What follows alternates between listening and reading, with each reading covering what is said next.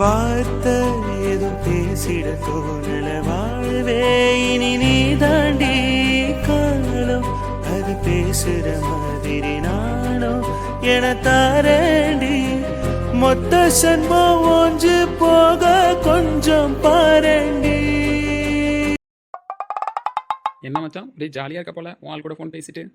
நான் தானே என் ஆள் கூட ஃபோன் பேசிட்டு தானே. நல்ல வேலை நான் பேசுறது நீ கேட்கலையே.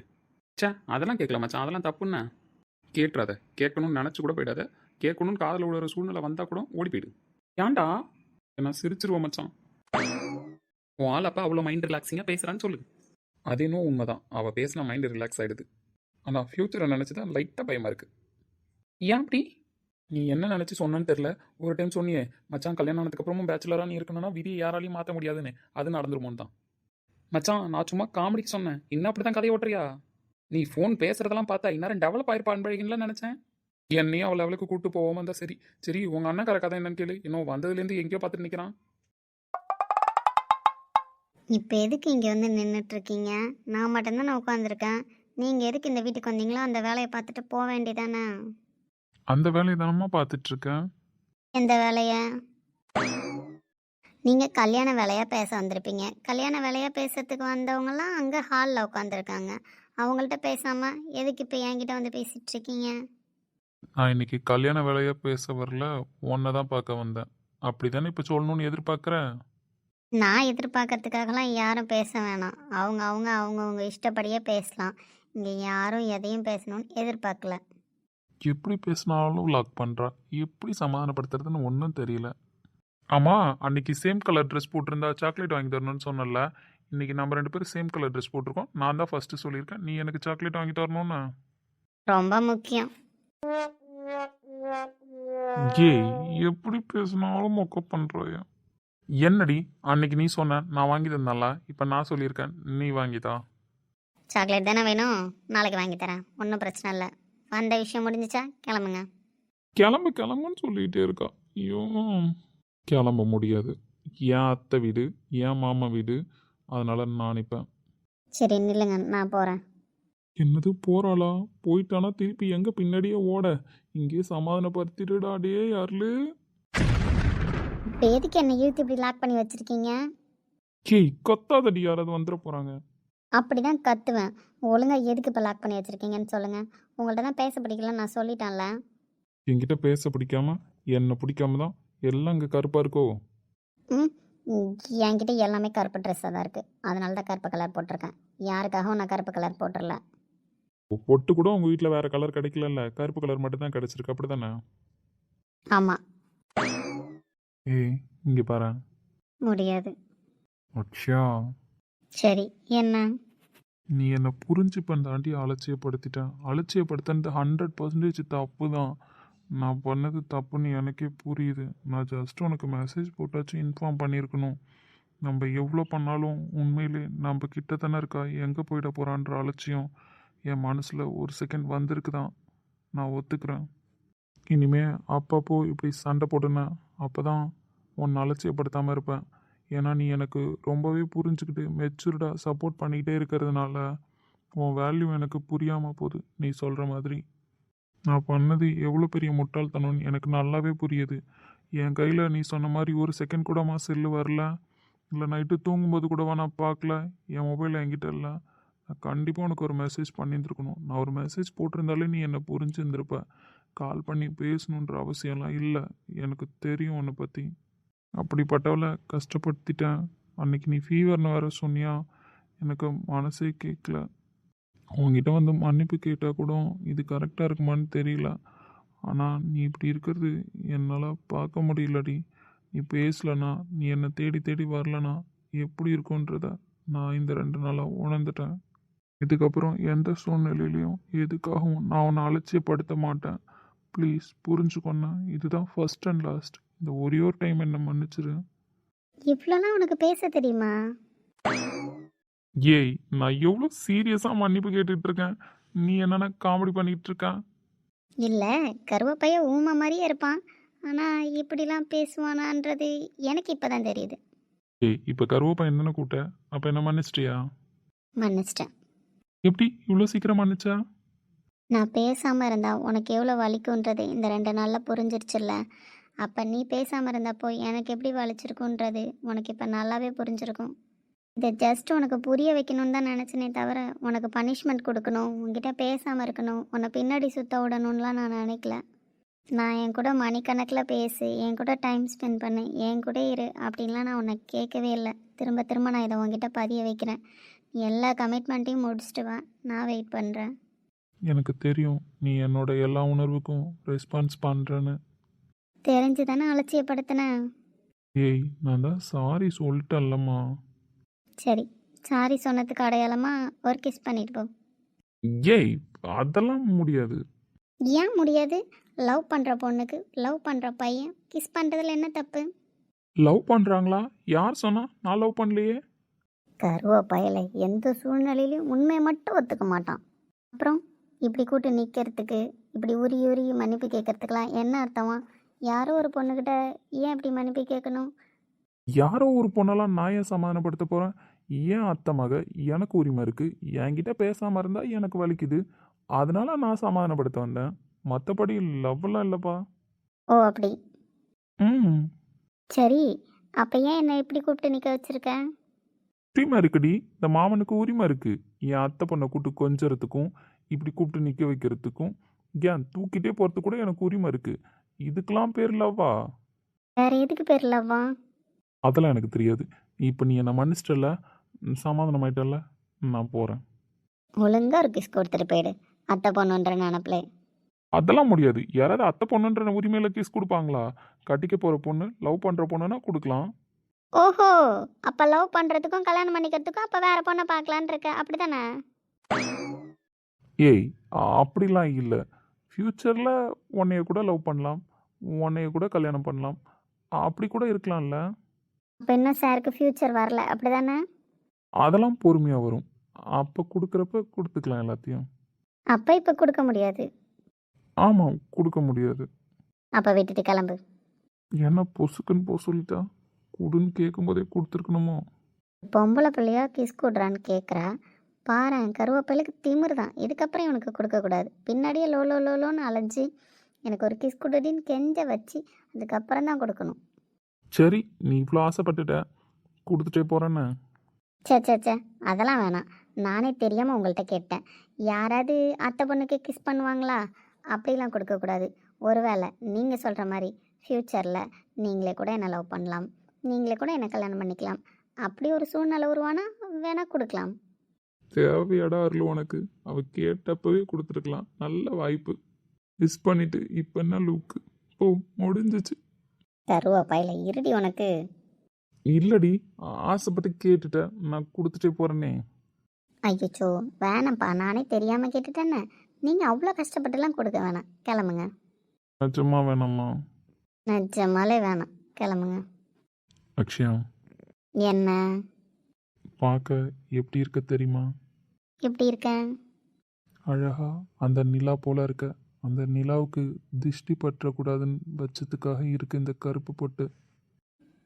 அந்த நிலாவுக்கு எப்படி அந்த கருப்பு பட்டு அழகாக இருக்குன்னு நீங்கள் சொன்னீங்களோ, அதே போல தான் இந்த அக்ஷயாவுக்கு எப்பயுமே பாதுகாப்பாகவும் பாசத்தோடவும் இருக்கணுன்றதுக்காக இந்த கருவேப்பையனை நெஞ்சில் சுமந்துட்டுருக்கா. எனக்கு தெரியும். So so I I you you nothing. ஏய், நான் போகிறேன்ப்பா, விடுங்க. சொல்லிட்டு போ. I you I miss you. அப்படியே சொல்ல வந்த? அப்படித்தான் சொல்ல வந்தேன் என் கருவேப்பையில, விடு.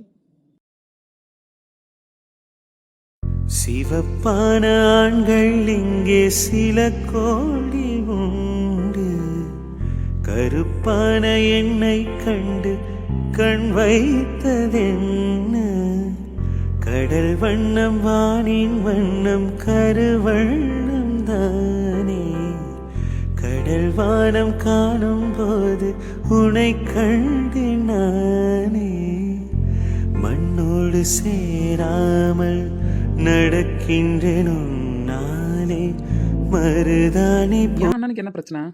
அது அவன்கிட்ட தான் கேட்கணும். கேளு. டேய் என்ன என்னண்ணா என்னடா 2 பேரும் என்ன பார்த்துட்டு இருக்கீங்க? என்ன உனக்கு பிரச்சனை? ஏதாவது பிரச்சனையா?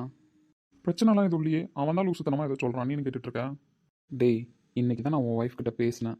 அவங்க பேசுனதை வச்சு பார்த்தா ரொம்பவே நல்ல கேரக்டர் மாதிரி தான் இருக்காங்க. அவங்க கிட்ட ஏதாவது நீ சண்டை போட்டியா? அவள் என்கிட்ட போடாமல் இருந்தா சரி தான். இன்னுமா நம்பிட்டு இருக்க நான் அவகிட்ட சண்டை போட்டுட்டு இருக்கேன்னு? ஏய், அவன் சொல்கிற மாதிரி அன்னிக்கிட்ட ஏதாவது சண்டை போட்டியா? டேய் என்னடா 2 பேரும் அண்ணி அண்ணின்ட்டு இத்த காட்டிட்டு இருக்கீங்க? நான் இல்லாமல் அண்ணி எங்கேருந்து வந்தா? ஏய் அஸ்வின், நான் ஒன்று சொல்லட்டா? நல்லதோ கெட்டதோ அவங்க ஏன் உன்னை மேரேஜ் பண்ணிக்கிட்டாங்கன்றதுலாம் எனக்கு ஐடியா இல்லை. ஆனால் இப்போ நீ இல்லாமல் கூட இந்த ஃபேமிலி இருந்துரும். அவங்க இல்லாமல் ஒரு செகண்ட் கூட இந்த ஃபேமிலியால் இருக்க முடியாது. அப்படி ஏமாத்தி வச்சிருக்கா அவங்க எல்லாரையும் கண்ணை கட்டி. அப்போ அவள் யாரு எதுக்கு கல்யாணம் பண்ணிட்டு வந்தான்னு சொல்லி தொலைக்க வேண்டியதானே? அதை மட்டும் சொல்லாமல் எல்லார் மேலேயும் அக்கறையாக இருப்பாளாம், எல்லார் மேலேயும் பாசமாக இருப்பாளாம், எல்லாரையும் உருக உருக பேச வைப்பாளாம். இதெல்லாம் தேவையா? ஃபர்ஸ்ட் அவள் யாருன்னே தெரியல. இதில் அவள் உருகி உருகி பேசுறதுல நீங்களாம் வாங்கிட்டு வேற இருக்கீங்க. டேய், கேவலமாக பேசாத இப்படி தேவையில்லாமல். பின்ன எப்படி பேச சொல்ற சரவணா? நீயே சொல்லு. அவ ஏன் கல்யாணம் பண்ணிட்டு வந்தான்னு ஃபர்ஸ்ட் அவளை சொல்லு பார்க்கும். இவ்வளோ 2 பேரும் உரிமையா அண்ணின்னு பேசுறீங்களா? போய் உங்க அண்ணிக்காரிக்கிட்ட கேளுங்க. ஏன்டி எங்க அண்ணனை கல்யாணம் பண்ணிட்டு வந்த அப்படின்னு. ஏய், கத்தாதடா. கத்தாதனா எப்படி கத்தாம இருக்க சொல்றீங்க? அவளை பார்க்க எனக்கு டென்ஷனா இருக்கு. அதுவும் இப்போ ஒரு போலீஸ் ஆளு கிடைச்சிச்சு, அதுக்கு போன்னு சொன்னீங்க பாரு. அப்ப நான் ஏன் உண்மையிலே போக மாட்டேன்னு சொன்னேன்னு தெரியுமா? இந்த ஊருன்றதுனால போக மாட்டேன்னா? அப்படிலாம் கிடையாது. இப்போ தெரிஞ்சுக்கோங்க. நான் ஒரு முட்டாள். ஒரு பொண்ணாலும் முட்டாளா இருக்கேன். தைரியமே இல்லாத கோழையா இருக்கேன். எனக்கு இந்த தைரியம் போறதுக்கு யார் காரணம்? அவ தானே. அவ ஏமாத்தனான்னு சொல்லிட்டு அவ கழுத்தில் நான் தாலி கட்டியிருக்கேன். உண்மையிலே தைரியமான ஒருத்தன் நான் தான் என்ன பண்ணியிருக்கணும்? அவ மேல கேஸ் ஃபைல் பண்ணியிருக்கணும். அவளுக்கு முன்னாடி வாடி ஸ்டேஷனுக்கு போலாம் நான் கூட்டிருக்கணும்.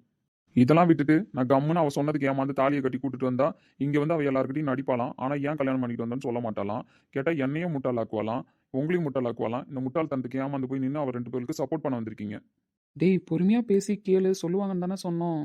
ஏய், எல்லாருமே அவங்க மேலே உண்மையாக பாசம் வச்சுருக்காங்க. அவங்கள்ட்ட பேசுனதை வச்சு பார்த்தாலும் அவங்களும் உண்மையாக பேசுகிற மாதிரி தான் தெரியுது. அவங்க நடிக்கிற மாதிரி எனக்கு தெரியலடா. அவன் நடிக்கிறாதான், அது யாருக்கும் உங்களுக்கு புரியல. ஒரு நாள் பாரு, நான் நடிக்க தான் வந்தேன் அப்படின்னு சொல்ல போறா. அன்னைக்கு உங்க எல்லாருக்கும் இருக்குன்னா அன்னைக்கு நான் மட்டும்தான் தெளிவா இருப்பேன். நீங்க எல்லாரையும் அந்த மாதிரி முட்டாளா நிப்பீங்க. எல்லாரையும் இப்படி சொல்லி நீ கடைசியில் முட்டாளாக நின்றாதடா. அவங்கள தொலைச்சிட்டு அவங்கள பற்றின உண்மை நீ தான் தேடணும்.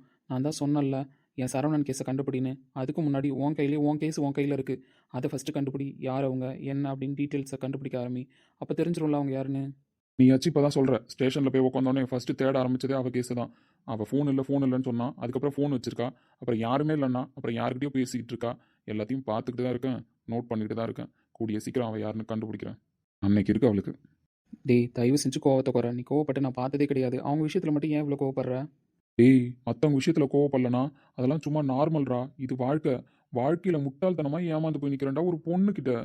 நீ ஏன்டா பொண்ணா நினைக்கிற? இதுக்கப்புறம் அவங்க உன்னோட பொண்டாட்டி தானே. ஒரு பொண்டாட்டி நம்மளை தோக்கடிச்சிருக்கா. எதுக்காக தோக்கடிச்சான்னு மட்டும் கண்டுபிடியேன். கண்டிப்பாக அதுக்கான விளக்கம் உனக்கு தெரியும். டேய், உன் கேஸை நீ சவாலாக எடுத்துக்கிட்டு தேட ஆரம்பி. கண்டிப்பாக இதுக்கான சொல்யூஷன் உன் கையில் கிடைக்கும். தேடுறான். தேடி கண்டுபிடிச்சதுக்கு அப்புறம் தான் இருக்கு அவளுக்கு. பார்த்தா ஊமை மாதிரி தான் இருக்கா. உள்ள என்னென்ன விஷயம் வச்சிருக்காளோ யாருக்கு தெரியும்? டேய், திரும்ப திரும்ப சொல்லிட்டேன், தப்பாக யோசிக்காத, தப்பாக பேசாத. அவங்க சூழ்நிலை என்னன்னு அவங்களுக்கு தான் தெரியும். அதே மாதிரி அவங்கள பார்த்தா மிரட்டுறதுக்கோ இல்லை நீ போய் அதட்டி பேசுறதுக்கோ பயப்படுற ஆள் மாதிரிலாம் எனக்கு தெரியல. பாசத்துக்கு அடங்கி போகிற பொண்ணு மாதிரி இருக்காங்க. எனக்கு தெரிஞ்சு நீ போய் பாசமாக கேட்டிருந்தாலே உண்மை சொல்லியிருப்பாங்கன்னு நினைக்கிறேன். ஏன்னா அவங்க முழுக்க முழுக்க எல்லாரோட பாசத்தையும் தேடி தேடி ஓடி போய் எல்லாருக்கும் வேலை செஞ்சுக்கிட்டு தேடி தேடி ஓடி போய் எல்லாருக்கிட்டையும் பேசிகிட்டு இருக்காங்க. அவங்கள பார்த்தா எனக்கு அப்படி தான் தோணுது. உன் பார்வையில் எப்படி டிஸ்பிளே ஆயிருக்காங்கன்னு எனக்கு புரியல. சரி விடு, டென்ஷன் ஆகாத. ஃபஸ்ட்டு நாள் ஸ்டேஷன் எப்படி போச்சு? அவங்கள்ட்ட விசாரிச்சியா? ஏன் இந்த கேஸ் எதுவுமே இல்லை, ஏன் ஸ்டேஷனே எம்டியாக இருக்குன்னு? விசாரிச்சேன். அதுக்கு ஒரு பதிலும் சொன்னாங்க. அது நம்புறதா வேணாமான்னு தான் யோசிச்சுட்டு இருக்கேன். என்னாச்சு? உங்களுக்கு ஃபுல்லாக டீட்டெயில் தெரிஞ்சுக்கிட்டு உங்ககிட்ட பேசுகிறேன். அரைகுறையாக பேசி அதை என்ன பண்ணுறது? நாளைக்கே ஒரு சில டீட்டெயில் கலெக்ட் பண்ணிட்டு சொல்கிறேன். சரிடா, கோவப்படாத, போய் தூங்கு போ. நீங்கள் தூங்கலையா? தூங்கணும்டா. அப்படியே நாங்கள் 2 பேரும் கிளம்பி போயிடுவோம். நீ போய் தூங்கு போ, காலைல ஸ்டேஷன் போகணும்ல. சரி.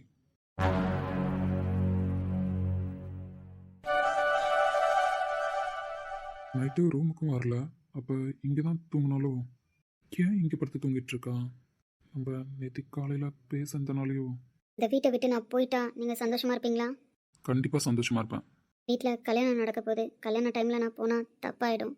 அதனால் இந்த கல்யாணம் முடிகிற வரைக்கும் இருந்துட்டு கல்யாணத்தன்னைக்கு நைட்டே கூட நான் போயிடுறேங்க. சரி, ஓகே.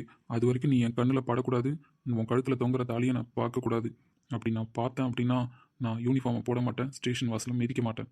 சரிங்க, இனிமேல் எந்த ஒரு சூழ்நிலையிலும் என்ன ஆனாலும் சரி உங்கள் முன்னாடி வந்து நான் நிற்க மாட்டேன். யாருடி நீ? உன்னையும் கஷ்டப்படுத்திக்கிட்டு என்னையும் இப்படி கஷ்டப்பட வச்சுக்கிட்டு எதுக்குடி இதெல்லாம் அனுபவிச்சுட்டு இருக்க? நீ யாருன்னு சொல்லண்டி. தூரம் நீ பேசிட்டு இருக்கிறத கேட்டே நான் பார்த்துட்டேன். நேற்று எப்படி நான் உன்னை மனசு வந்து திட்டினேன்னு தெரில. ஒரு பொண்ணை எந்த சூழ்நிலையிலையும் கஷ்டப்படுத்திடக்கூடாதுன்னு சொல்லி சொல்லி வளர்த்துருக்காங்க எங்கள் அம்மா. அப்படிப்பட்ட என்னையே உன்னை பார்த்து ஒரு சில வார்த்தைகள்லாம் கேட்குற மாதிரி வச்சுட்டேன். யாருடி நீ? குடும்பத்தில் எல்லாரும் சொல்கிறாங்க நீ ரொம்ப பாசமாக இருக்கன்னு. எல்லாரும் உன்னை தலையில் தூக்கி வச்சுட்டு கொண்டாடிட்டு இருக்காங்க.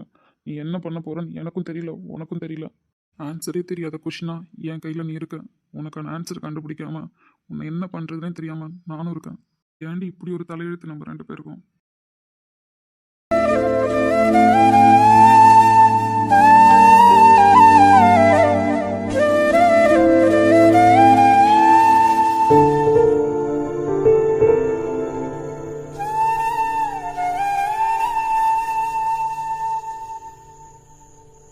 அட வாங்க சிஸ்டர், எப்படி இருக்கீங்க? இவ்வளோ சீக்கிரம் வருவீங்கன்னு எதிர்பார்க்கலையே. வர வேண்டிய சூழ்நிலை, அதான் வந்துட்டேன். நீங்கள் சீக்கிரமாக வந்ததும் நல்லது தான். சொல்லுங்கள், என்ன விஷயம்? எனக்கு ஒரு சில டீட்டெயில்ஸ் வேணும். என்ன டீட்டெயில்ஸ் வேணும்? நீங்கள் உண்மையாகவே தினேஷ் வேலை பார்த்துக்கிட்டு இருந்த ஆசிரமத்தில் தான் வளர்ந்தீங்களா? ஆமாம், அதில் உங்களுக்கு என்ன டவுட்டு? அந்த ஆசிரமத்தில் தான் நான் வளர்ந்தேன், படித்தேன், எல்லாமே எனக்கு அந்த ஆசிரமம் தான். ஏன் தினேஷ்மே எனக்கு ஒரு தம்பி மாதிரி தான். துருன்னு அங்கேயும் இங்கேயும் ஓடிட்டு இருந்த பையன் திடீர்னு இறந்துட்டான்றது கேட்கும்போது எங்கள் எல்லாருக்குமே ஷாக்காக தான் இருந்தது. அவங்க ஃபேமிலியில் எல்லாரும் இப்போ நல்லா இருக்காங்களா? ஏங்க, அது எப்போ வந்து விசாரிக்கிறீங்க பார்த்தீங்களா? ஆக்சுவலி ஸ்ரீ விசாரிக்கிறதுக்கு முன்னாடி நீங்கள் தாங்க வந்து விசாரிச்சுட்டு அந்த ஃபேமிலிக்கு எல்லாமே பண்ணியிருந்துருக்கணும். நீங்கள் கம்பல்சரி பண்ணணும்லாம் சொல்ல வரல. ஆக்சுவலி தினேஷ்க்கு உங்களுக்கு சம்மந்தம் கிடையாது. அவன் மட்டும்தான் உங்களை ஒன் சைடாக லவ் பண்ணான். ஆனால் நீங்கள் அவனை லவ் பண்ணல. அது தெரிஞ்ச உண்மை தான். இருந்தாலும் அவன் டெத்துக்கு நீங்கள் இவ்வளோ கில்ட்டியாக ஃபீல் பண்ணும்போது நீங்கள் தானே ஃபஸ்ட்டு வந்து பார்த்துருக்கணும் அந்த ஃபேமிலியை. நான் அவனை லவ் பண்ணல தான், இருந்தாலும் ரொம்ப நல்ல பையன். என் பின்னாடி தான் சுற்றிட்டு இருந்தான். நான் நிறைய டைம் சொன்னேன், எனக்கு என் மாமாவுக்கும் தான் கல்யாணம் பண்ணி வைப்பாங்க, இதில் யார் நினச்சாலும் எந்த மாற்றமும் பண்ண முடியாதுன்றதெல்லாம் கிளியராக சொல்லிட்டு தான் இருந்தேன் அவன்கிட்ட. நான் திடீர்னு அவனுக்கு இப்படி ஆகும் நான் யோசிக்கல. மாமா கிட்ட சொல்லிட்டு இருந்தேன். உடனே இவனுக்கு இப்படி ஆனோன்னே நான் சந்தேகப்பட்டுட்டேன் அவரை. ஏதோ நீங்கள் போய் சொன்னீங்க ஒரு பையன் நம்மளை ஒன் சைடாக லவ் பண்ணுறான் அப்படின்னு சொல்லிட்டு. சரி, ஓகே, அதை அவர் தெரிஞ்சுக்கிட்டாரு. இல்லை நீங்கள் நினைக்கிற மாதிரி இந்த டெத்துக்கு காரணம் கூட வச்சுக்கோங்களேன். அவர் போய் அந்த ஃபேமிலிக்கு ஹெல்ப் பண்ணதோட விட்டுருக்கலாம். இல்லை அந்த ஃபேமிலியை வாய முடுங்கனாச்சும் சொல்லிட்டு வந்திருக்கலாம். ஆனால் அந்த ஃபேமிலிக்கு எல்லா ஹெல்ப்பையும் மறைமுகமாகவும் பண்ணிவிட்டு தேடி வந்த ட்ரஸ்ட்டுக்கும் ஹெல்ப் பண்ணிவிட்டு இது வரைக்கும் அந்த கேஸை பற்றி டீட்டெயிலை தேடி ஓடிட்டுருக்காரு ஸ்ரீ. இந்தளவுக்கு மாமா ஹெல்ப் பண்ணியிருப்பாங்கன்னு நான் நினச்சி கூட பார்க்கல. நாங்களும் நினச்சி பார்க்கலாங்க, இப்படி ஒருத்தர் தேடி வந்து இந்த ஃபேமிலிக்கு ஹெல்ப் பண்ணுறேன்னு சொல்லுவார், இந்த கேஸ் எடுத்து நடத்துங்கன்னு தைரியமாக சொல்லுவாருன்னு.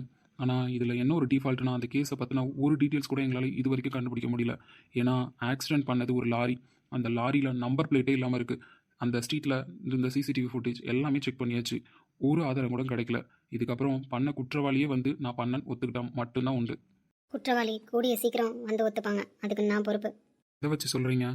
குற்றவாளி எங்கள் வீட்டுக்குள்ளே தான் இருப்பாங்கன்னு எனக்குமே டவுட் வந்துருச்சு. ஸ்ரீ சொன்ன மாதிரி உங்கள் அம்மா மேலே சந்தேகப்படுறீங்களா? சந்தேகப்படலை, கன்ஃபர்மேஷனாக கூட இருக்கலாம். என்ன நீங்கள் சொல்கிற மாதிரி ஆதாரம் தான் இல்லை. அவங்க வாயை திறந்தால் மட்டும்தான் இந்த கேஸ்க்கு ஒரு எண்டிங் கிடைக்கும்.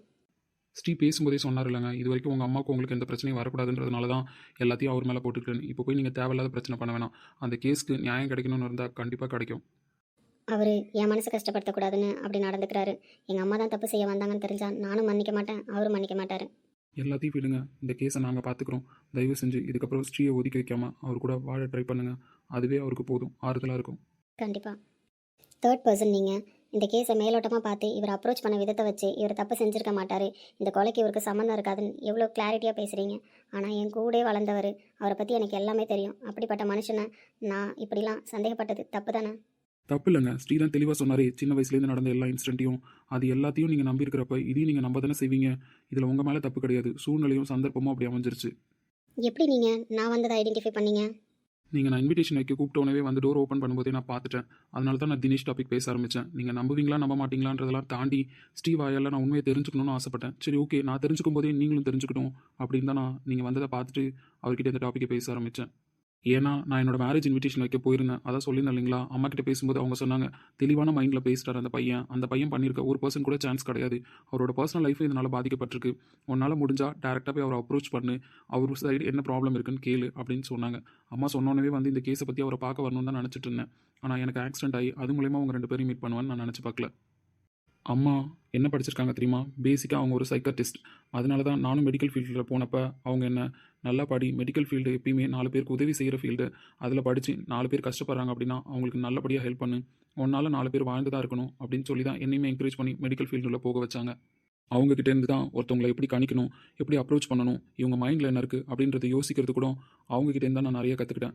அப்படிப்பட்டவங்க ஸ்ரீநாத் கிட்ட பேசினதுக்கப்புறம் அவர் இப்படி தப்பு செஞ்சுருக்க சான்சஸ் கிடையாது. அந்த பையன் பார்வையும் சரி, பேசுகிற விதமும் சரி, கிளியராக பேசுகிறாரு. அவரோட நோக்கம் எல்லாமே தினேஷ்க்கு அவர் ஃபேமிலி மூலயமா பிரச்சனை வந்திருக்குமா, நம்மளால இந்த பையன் இறந்துட்டானா, நம்ம ஃபேமிலியாலேயும் இந்த ஃபேமிலி பாதிக்கப்பட்டுருச்சா அப்படின்லாம் ரொம்ப குழப்பத்தில் இருக்காரு. பத்த குறைக்கு ஓப்பனாகவே பேசினாரு சரவணா.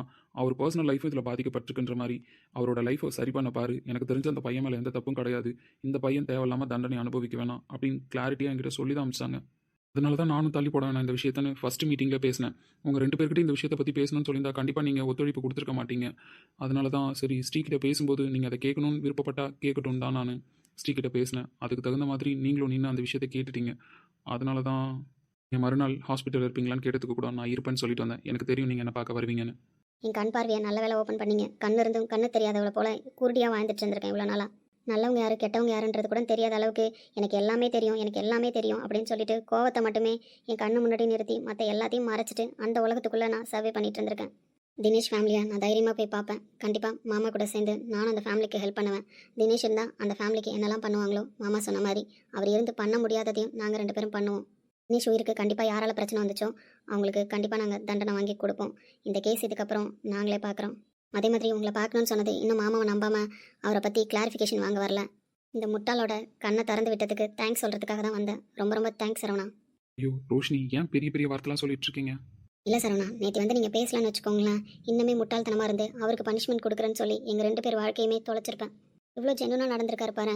கத்திருக்கேன், எவ்வளோ கோவப்பட்டிருக்கேன், அவர் அசிங்கமாலாம் திட்டிருக்கேன் தெரியுமா? நான் என்ன பேசணுன்றதை நினச்சி பார்த்தா கூட எனக்கு அசிங்கமாக இருக்குது அவரை பார்க்குறதுக்கு. நேற்று உங்கள் ஃப்ரெண்டும் சரி நீங்களும் சரி கேட்ட ஒரே வார்த்தை, நான் தான் அந்த ஃபேமிலி அப்ரோச் பண்ணியிருக்கணும், ஆனால் என் மாமா போய் அப்ரோச் பண்ணியிருக்காரு. கரெக்டு, அவரை ஒதுக்கி வைக்க மட்டும்தான் நான் நினச்சேனே தவிர அந்த ஃபேமிலியை தேடி போகணுன்னு நான் நினைக்கல. ஆனால் அவர் நான் திட்டினதை பொருட்படுத்தாமல் அப்படி ஒரு பையன் இறந்துட்டான்னு நான் அவர்கிட்ட கத்தந்த வச்சு என்ன சமாதானப்படுத்தணும், என் கூட வாழணும்னு ட்ரை பண்ணாமல் அந்த ஃபேமிலியை தேடி போய் அந்த ஃபேமிலிக்கு ஆதரவாக நின்று இருக்காரு. அவர் மனுஷனா இல்லை நான் மனுஷியான்னு தெரியல.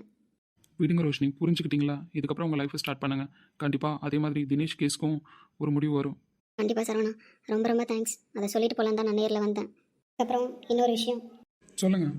எங்கள் அம்மா பிஸ்னஸ்னே போயிட்டாங்க. தாய் பாசத்தை ஒரு நாளும் காமிக்க நினச்சதில்ல. அவங்களோட டார்கெட் ஃபுல்லாக என்ன ஸ்ரீ மாமாவுக்கு கல்யாணம் பண்ணி வைக்கணும். அந்த சாம்ராஜ்யத்தை ஸ்ரீ மாமாவும் நான் மட்டுமே ஆளணும், அவ்வளோதான் அவங்களோட எண்ணம். ஸ்ரீ மாமாவோட அப்பா அவர் என்னைக்காவது பாசமாக பேசுவார். அப்புறம் எங்கள் அப்பா எதுக்கு தான் இருக்காருன்னே தெரியாத அளவுக்கு எங்கள் அம்மாவுக்கு மட்டுமே அடிமையாக வாழ்ந்து பழகிட்டாரு. பொண்ணுன்ற பாசம் அவர் மனசில் வந்தால் கூட என்கிட்ட வந்து பேச மாட்டார். அப்புறம் கிருஷ்ணா, அவனை இது வரைக்கும் எங்கள் குழந்தையாக தான் பார்த்துட்ருக்கோம். அண்ணின்னு என் கூட தான் சுற்றி வருவான். இது எல்லாத்தையும் தாண்டி அந்த வீட்டில் ஒரு ஜீவன் நான் நல்லா இருக்கணும், ஸ்ரீ மாமா நல்லா இருக்கணும், என் அந்த ஃபேமிலியே நல்லா இருக்கணும்னு நினச்சிட்டு இருக்கிற ஒரே ஒரு ஜீவன் எங்கள் அத்தை மட்டும்தான். உங்கள்கிட்ட தான் நான் தாய் பாசத்தையும் உணர்ந்தேன், அத்தை பாசத்தையும் உணர்ந்தேன். அவங்க மட்டும்தான் எங்கள் எல்லார் வாழ்க்கையும் நல்லா இருக்கணும்னு நினச்சி போராடிக்கிட்டு இருப்பாங்க. எங்களுக்கு நல்லது கெட்டது எல்லாத்தையுமே பண்ணணும்னு நினைப்பாங்க. அவங்கள தாண்டி என் லைஃபும் ஸ்ரீ மாமா லைஃபும் நல்லா இருக்கணும்னு நினச்ச ஒரு பர்சன் நீங்கள் தான். உங்கள் அம்மா சொன்னதெல்லாம் கரெக்டு தான், போய் விசாரி, உண்மை என்னன்னு தெரிஞ்சுக்கோ, அவர் லைஃப்பில் இருக்கிற பிரச்சனையை தீர்த்து வைன்னு. அவங்க சொன்னதை கேட்டுட்டு நீங்கள் வந்து டைம் கூட எடுத்துக்கல. அதுவும் உங்களை காப்பாற்ற நாங்கள் தான் தெரிஞ்சோடனே அடுத்த நாளே வந்து நின்னீங்க எங்கள் 2 பேரோட பிரச்சனையை தீர்த்து வைக்கிறதுக்கு. இப்போது நாங்கள் 2 பேரும் ஒன்று சேர போகிறோன்னா அதுக்கு காரணமே நீங்கள் தான். அடிக்கடி நானும் நினைப்பேன், நம்மளுக்கும் கூட பிறந்தவங்க யாராவது இருந்திருந்தா நம்ம வாழ்க்கையை பற்றி கவலைப்பட்டிருப்பாங்க, நம்மளுக்கு ஆறுதல் சொல்கிறதுக்காச்சும் யாராவது கூட இருந்திருப்பாங்க அப்படின்னு. ஏன்னா சின்ன வயசுலேருந்து நான் ஸ்ரீ மாமா கூட மட்டும்தான் பேசுவேன். எனக்கு எல்லாமே ஸ்ரீ மாமான்னு தான் நினைப்பேன். என்னோட நல்லது கெட்டது எல்லாமே அவர்கிட்ட தான் நான் டிஸ்கஸ் பண்ணியிருக்கேன். அப்படி ஒருத்தரை நான் ஒதுக்கி வச்சதுக்கப்புறம் என் லைஃப்பில் கிட்டத்தட்ட நான் அனாதை மாதிரி தான் இருந்தேன். அப்படி தான் நீங்கள் இப்போ என் லைஃப்பில் வந்திருக்கீங்க. என் கூட பிறந்த ஒரு அண்ணன் இருந்தால் எப்படி தங்கச்சி பிரச்சனையை பேசி அழகாக தீர்த்து வைப்பாரோ அதே மாதிரி தீர்த்து வச்சுருக்கீங்க. நான் உங்களை அண்ணன் கூப்பிடலாமா?